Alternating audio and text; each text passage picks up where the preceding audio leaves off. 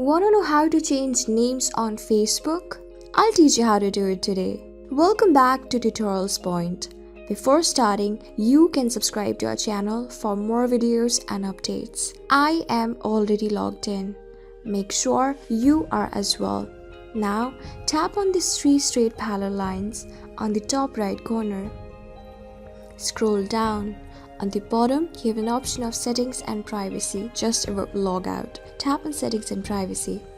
Tap on Settings, below Settings and Privacy.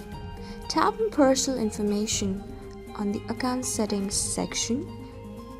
Tap on Name, just below General.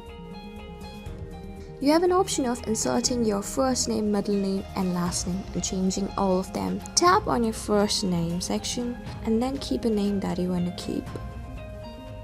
And then the last one, you can even keep a middle name if you want to.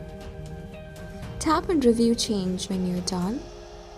To save this setting, you need to enter your password. You can even choose your name, that how it would appear on your profile. I'm gonna keep my one and I won't choose the one suggested by the Facebook. So after that, to save the settings, you need to enter your Facebook password. Tap on it and then enter your Facebook password. When you're done, tap on Save Changes below.